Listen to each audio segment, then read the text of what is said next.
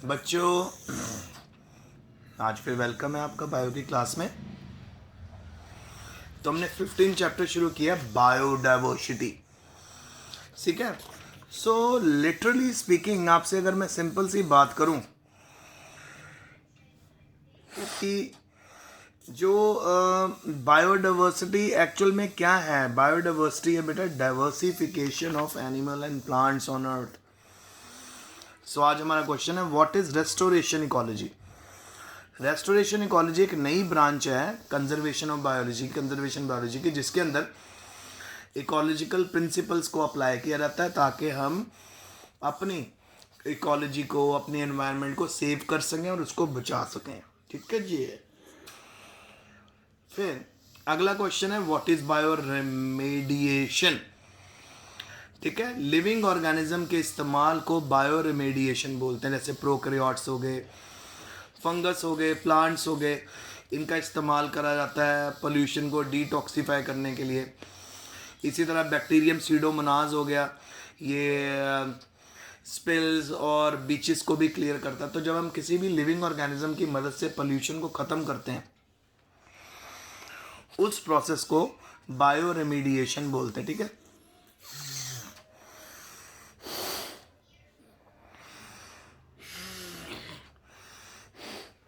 फिर नेक्स्ट आ गया बेटा, what is Musk, give it source.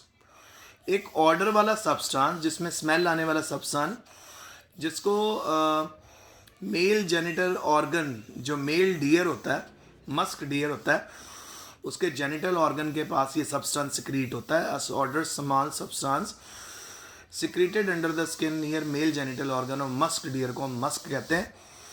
ठीक है, तो आगे, name the animal which are use for medical and biological research. उन एनिमल्स का नाम बताओ जिनको बायोलॉजिकल रिसर्च के लिए इस्तेमाल किया जाता है। बेटा फ्रूट फ्लाई होगी, मक्खी, रैट्स हो गए, रैबिट्स हो गए, ग्विनिया पिग हो गया, डॉग और मंकी। पर बहुत सालों से पीटा ने क्या कर दिया, इनका यूज़ जो है कंट्रोल कर दिया। फिर आगे जी, name the bird which has recently become extinct. एक ऐसी बर्ड का नाम बताइए जो अभी अभी ख़त्म हो गई, वो है जी डोडो। डोडो अभी तो नहीं, बहुत साल पहले से ख़त्म हुई हुई है। सो डोडो करती क्या बेटा,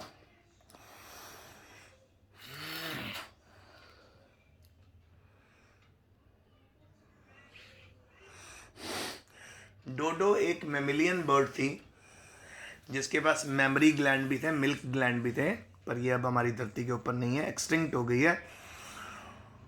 और कहाँ पाई जाती थी, मॉरिशस में। फिर नेक्स्ट है जी, what is the scientific importance of wildlife. Wildlife की साइंटिफिक इंपॉर्टेंस क्या है। तो भैया वाइल्ड लाइफ एक तरह से जीन बैंक का काम करती है और रिसर्च प्रोवाइड करती है। रिसर्च के लिए मटेरियल जो चाहिए होता है वो प्रोवाइड करती है, नई नई वैरायटी और नई नई स्पीशीज़ बना के। सो वाइल्ड लाइफ कैसे काम करती है, जीन बैंक की तरह काम करती है और रिसर्च के लिए मटेरियल भी प्रोवाइड करती है। ठीक है, सबसे सीरियस थ्रेट वाइल्ड लाइफ की क्या है बेटा, वो है जी डिस्ट्रक्शन ऑफ हैबिटेट। जब हम कई एनिमल्स का हैबिटेट डिस्ट्रॉय कर देते हैं, उसको ख़त्म कर देते हैं, तो वो एनिमल्स और वो ऑर्गेनिज्म वहाँ पे लगने बंद हो जाते हैं, रिप्रोड्यूस नहीं होते, उनका नंबर धीरे धीरे कम होने लग जाता है। ठीक है बेटा, तो इसको बोलते हैं जो सीरियस थ्रेट हमारी धरती के लिए, सबसे सीरियस थ्रेट है बेटा ये। फिर उसके बाद आपके लिए क्वेश्चन जो आया है वो आया है भैया कि जी which animal become extinct from India due to excessive hunting. कौन सा एनिमल इंडिया की धरती के ऊपर से खत्म हो गया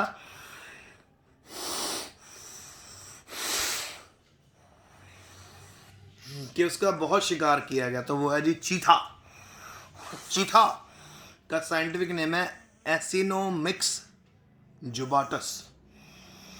फिर है जी, when is wildlife week celebrated in India. India में वाइल्ड लाइफ वीक कब सेलिब्रेट करते हैं, ये होता है जी फर्स्ट वीक ऑफ अक्टूबर में। फिर उसके बाद अभी एग्जॉटिक स्पीशीज क्या है? अ स्पीशीज जिसको हम इंट्रोड्यूस करते हैं कंट्री में फ्रॉम अनदर कंट्री, किसी दूसरी कंट्री से,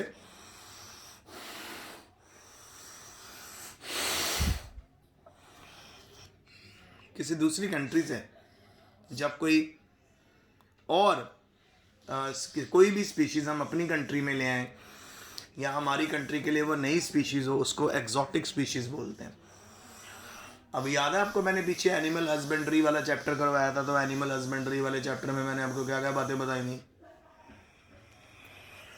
मैंने एनिमल हस्बेंड्री वाले चैप्टर में आप लोगों को बताया था अलग अलग तरह की ब्रीड्स बताई थी मैंने। मिल्क ब्रीड बताई थी कैटल की, ड्रॉट ब्रीड बताई थी आपको। सो वहीं पे मिल्क ब्रीड और में ही मैंने आपको ऑप्शन बताई थी कि फॉरेन ब्रीड्स भी होती हैं, और वो फॉरेन ब्रीड जो होती हैं उनको हम एग्जॉटिक स्पीशीज बोलते हैं। फिर अगला क्वेश्चन आ गया आपके लिए बेटा,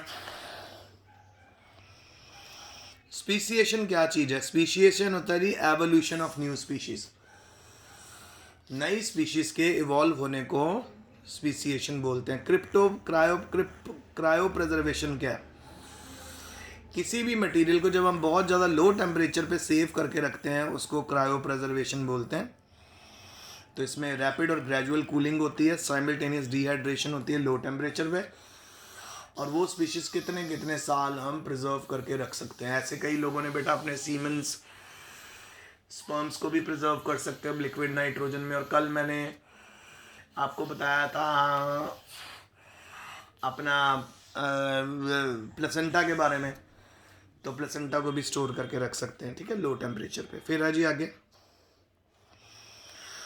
name the rich biodiversity zone of India, जहाँ पे सब बहुत ज़्यादा बायोडाइवर्सिटी है, फ्लोरा और फौना बहुत ज़्यादा है। सो वो है बेटा आपका नॉर्थ ईस्ट और वेस्टर्न घाट्स, ये दो रीजन है ऐसे जहाँ पे इंडिया की बहुत ज़्यादा बायोडाइवर्सिटी आपको देखने को मिलेगी। फिर नेक्स्ट आ गया बेटा, name the biological diversity day, तो वो है जी 22 मई।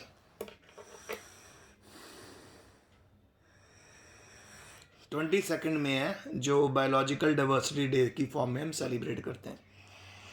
फिर आ गया, name 3 zones of biosphere reserve. So biosphere reserve के 3 जोन बताइए। एक तो कोर है, बफर है, मैनिपुलेटिव जोन है, ये 3 जोन है बायोस्फीयर रिजर्व के। फिर आ गया जी, what are the causes of extinction, extinction क्यों होती है? क्यों कोई पर्टिकुलर स्पीशीज हमेशा के लिए धरती के ऊपर से खत्म हो जाती है, एक्सटिंक्ट हो जाती है? एक तो जी डिस्ट्रक्शन ऑफ हैबिटेट, अगर मैन ह्यूमन एक्टिविटीज के करके उसकी हैबिटेट ही खत्म होगी, वो स्पीशीज सर्वाइव नहीं करेगी। दूसरा, हंटिंग बहुत ज़्यादा हुई है स्पीशीज की, अगर हंटिंग होगी तो भी वो खत्म हो जाएगी, जैसे टाइगर खत्म हो गया हमारे इंडिया में।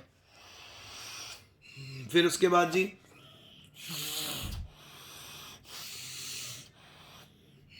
Over exploitation of natural resources, natural resources की भी ओवर एक्सप्लॉयटेशन होगी, इसके करके भी बेटा जो है एक्सटिंक्शन अकर हुई। कई एनिमल्स और प्लांट्स अब हमारे यहाँ पे नहीं है, जैसे चीता मैंने आपको बताया नहीं है, ब्लैक डियर पहले हुआ करता था वो भी नहीं है।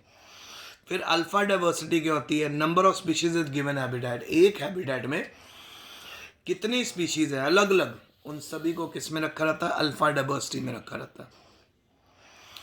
फिर बेटा नेक्स्ट है जी, what is bagasse? Bagasse is a part left after extraction of juice from sugarcane. Sugarcane का जूस निकालने के बाद जो भूसा पीछे बचता है, उस भूसे को बैगेज बोलते हैं, बैगेज। और लास्ट क्वेश्चन आज का, what is meant by anthropogenic extinction? तो जी एंथ्रोपोजेनिक एक्सटिंक्शन में extinction of species from the fact of the earth, from the face of the earth due to human activity. So human activities के करके जब species पूरी धरती पे से खत्म हो जाए, उसको बेटा एंथ्रोपोजेनिक एक्सटिंक्शन बोलते हैं। जब अर्थ के ऊपर से सारी की सारी स्पीशीज खत्म हो जाएं, उसको एंथ्रोपोजेनिक एक्सटिंक्शन बोलते हैं।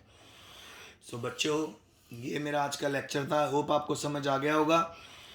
सो if you have any difficulty you can ask me. Take care, अच्छे से पढ़ो, मेहनत करो।